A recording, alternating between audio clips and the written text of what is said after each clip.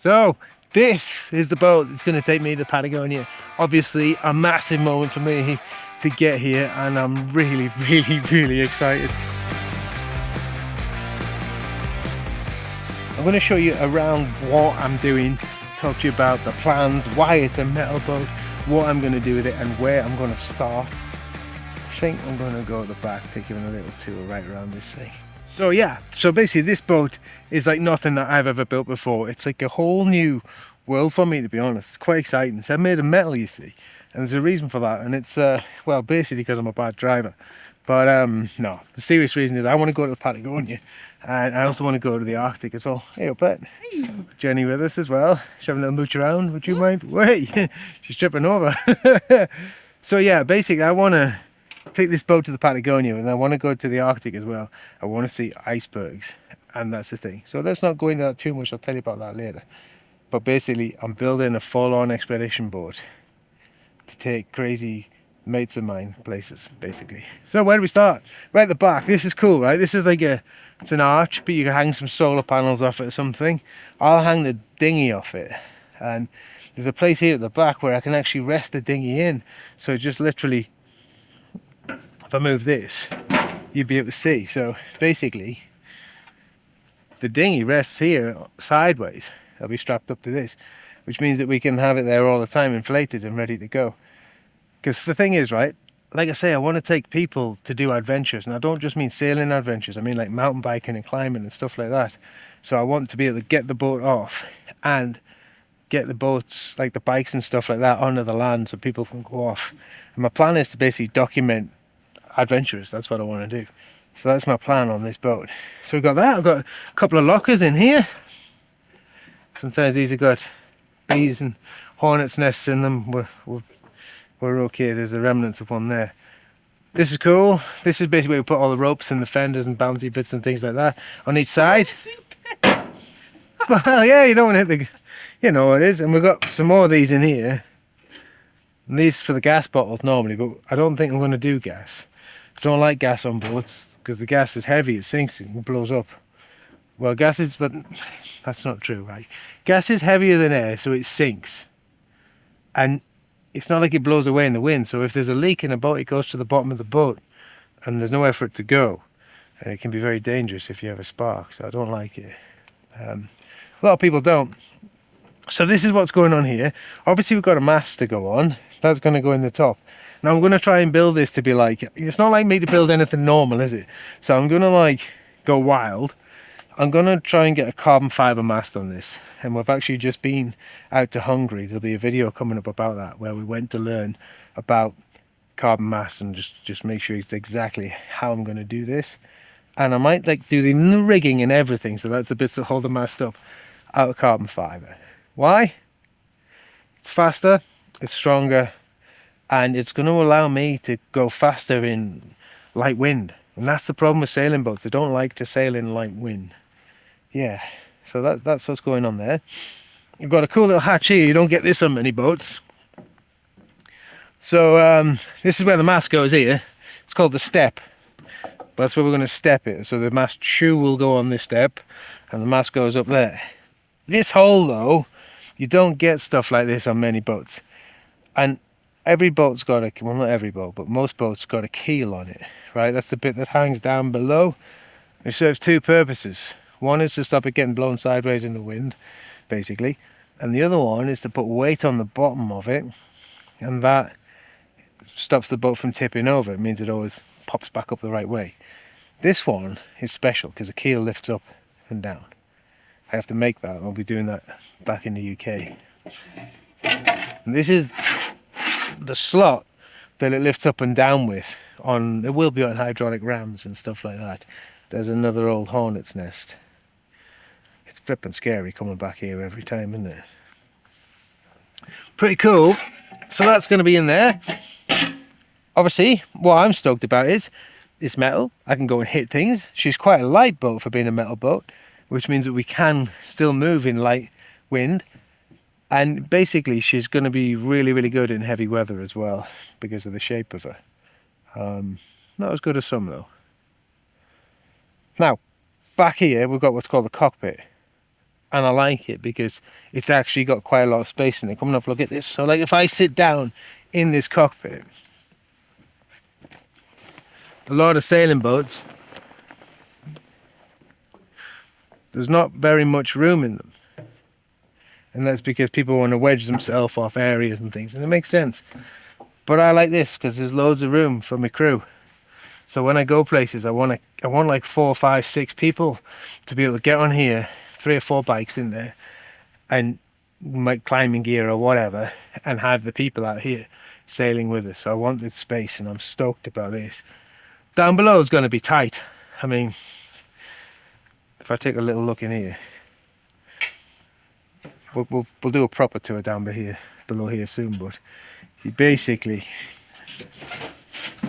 if I move all this stuff around, they see the anchor there. So as we come down below, crikey Moses, move some bits of wood around, you can see this huge framework that the boat's built with. And this is basically the grid, or you know, it's got proper names: the floors, the ribs, the stringers. These are the parts which give the strength to the boat. So it's like a skeleton with the skin wrapped around the outside and welded to it. So yeah, there's a lot of junk in here. Pretty much most of the only good stuff is the anchor. So yeah, so we've got a lot to do. All this is going to get just totally ripped out. That's what I'm going to do here. Just rip the whole lot out, start from scratch, so I know what I'm doing with. And the thing is, I don't really like doing that because I won't put a lot of time into it. But the truth of it is, I don't know any of the history. I don't know much about this at all. So I need to go through it and just look at everything at a structural level and make sure I'm happy with that before I start going any deeper. But yeah, long and short of it is, this is what the keel box.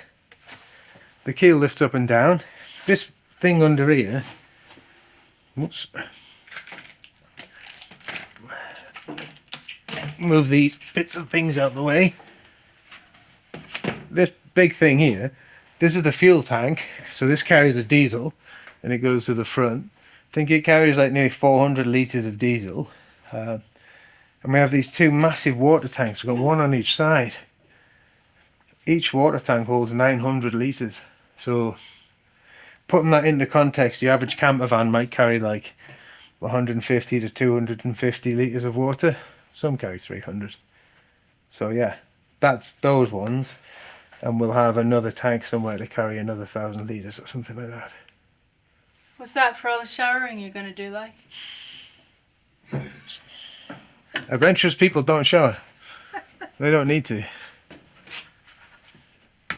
Right, so where do we go next? We've got the back down. Let's go to the front. Show you the pointy bits at the front. That's cool. And then we'll go down below. One last thing before we go forward.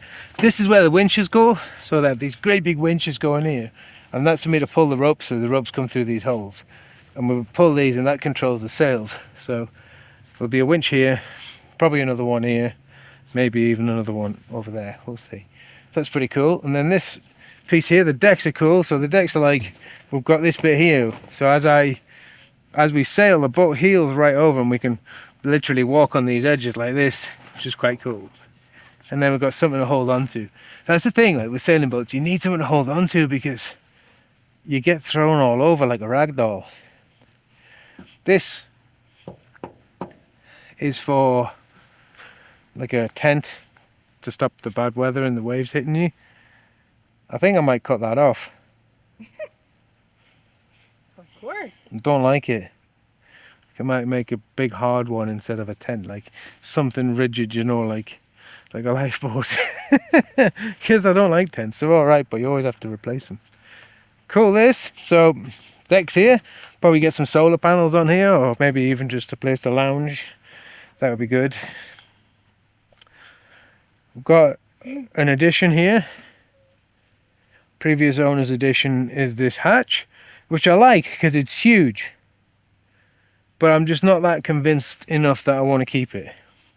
So I'm going to leave it and I'm going to think about it later. Going further forward, we have the bits where when the mast's up, right, we have like forestay and a backstay, and we have other stays that hold the mast up.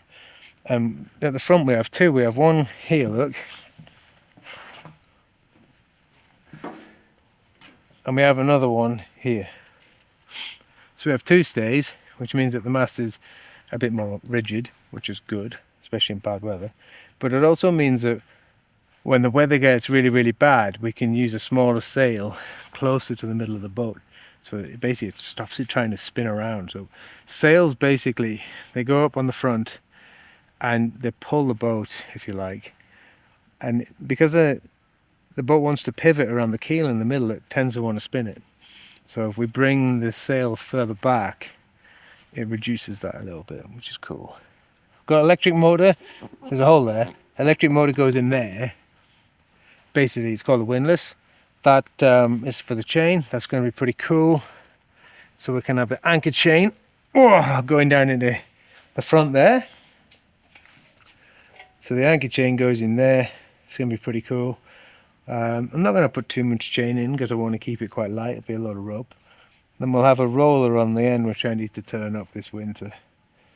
And the chain and the roller go over the edge with the anchor, which is pretty cool. And then this piece here, yeah, well, I don't know. We'll put some stuff in there, like probably spare sails and things like that. And the big sail that goes on the front, there'll be an attachment here. It's called a spinnaker. It's like the big colourful sails that you always see. And gotta love a spinnaker, like. That'll live in there. You're gonna have Dennis the Menace in yours? Could do, couldn't I? What are you gonna have on it? I don't know. Answers on a postcard? I don't know. But yeah, so the reality of what's been going on here for the last 8 weeks is that van. So yeah, in the last episode we fixed the van and got it rolling, but the reality of it is we were actually doing that for about 8 weeks, probably closer to 10, to get that sorted properly. It was 8 weeks of faff, 8 weeks of getting it done. It was like this sort of cascade of events of everything just going crazy, crazy wrong. And basically, we changed turbos in the rain in muddy car parks. We broke down left, right and centre. Had to use a little scooter to go 20 odd kilometres to buy parts. Yeah, I mean, we even bought an electric scooter because we kept breaking down in random places. That's how good it's been. So anyway, she's working now, the little beauty that she is, the Green Goblin, we've now renamed her. Yeah, so we're here, like day 3 now on the boat. So first job is to put a cradle on it. I'll talk you through that as we go down there. So I guess we need to go and have a look.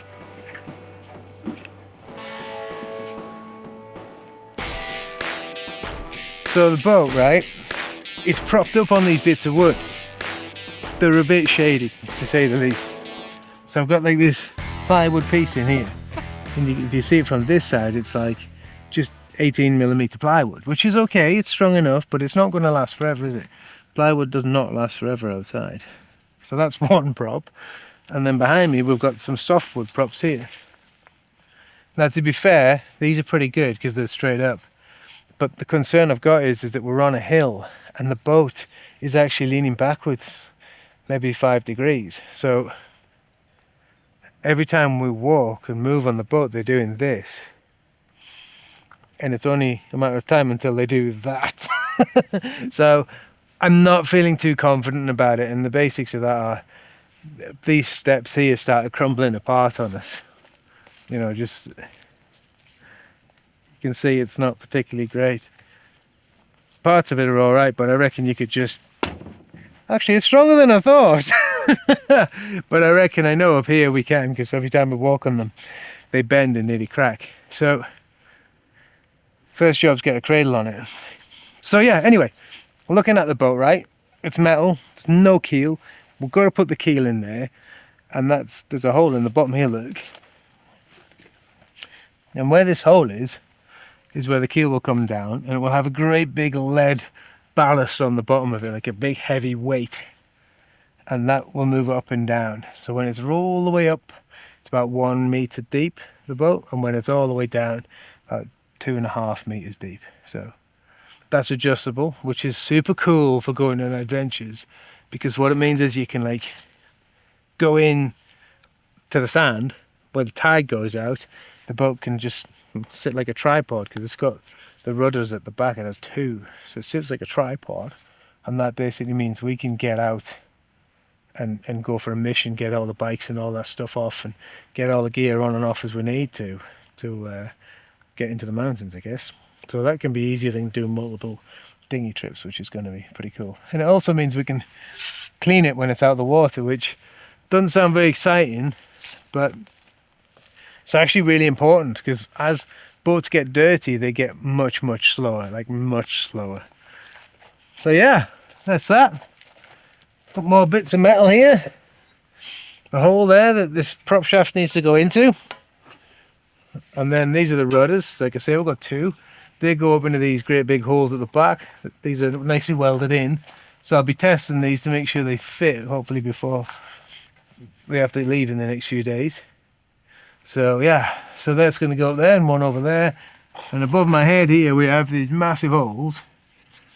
And what we put in there is something called an anode. An anode goes in there. There's like what I'm going to put in there is an aluminium anode.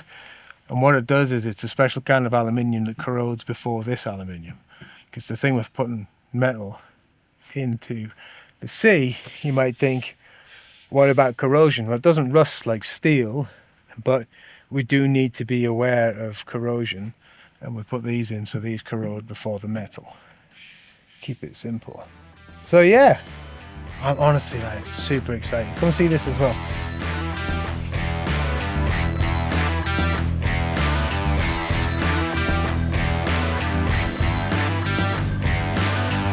So what I've got here is like, this is all of steel. This is what I'm going to make the cradle with.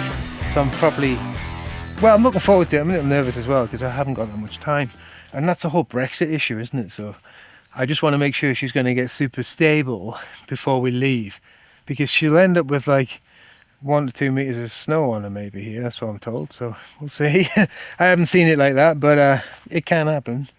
So yeah, this boat. I mean, you can see looking at her, she looks quite sporty. But the thing is, like, super skinny at the front. When we look, the water line, actually, the water is pinned out here. So the water line will be about there, all the way along. So there's not much boat under the water. And that means there's less friction. So she's going to be quite fast. Meaning I can generate power. But the thing is, right, people who like mountain biking and climbing and going on like long hikes and stuff into the mountains, they generally like a bit of fun, and this boat is going to do that. It's designed by a guy called Martin Menzer, and the company is Berkemeier Yacht Design, and they're renowned for like building super fast boats. So yeah, hopefully she's super fast and I don't make it too heavy, because that's the easy thing to do, is to make boats too heavy. So next time you see us, I'll be using these two things. These both turned up, which I'm like super stoked about. So yeah, but we've now got the welders to actually get started. We're going to get welding, we're going to make this cradle. Next things I'm going to do after that, I'll try and get the rudders in as well, and then I'm going to have a crack at cleaning out the inside and actually seeing what we've got. So yeah, follow along. And if you're into it, do like and subscribe. One of the cool things that has worked recently though is the hyping thing. So if you could hype, you can do that 3 times. Bam, bam, bam. That'd be cool. Yeah, even though it makes a difference, I don't know. I actually don't think it makes as much a difference as it does just sharing it with a friend. So if you know anyone who fancies adventures, let them know about what we're doing, because we're looking for people to do this with. So yeah, we need people to take places and ideas and places people want to go as well. That's the whole point of this, is to have some good fun with some good people. So see you in the next one. I'm going to go and get my hands dirty.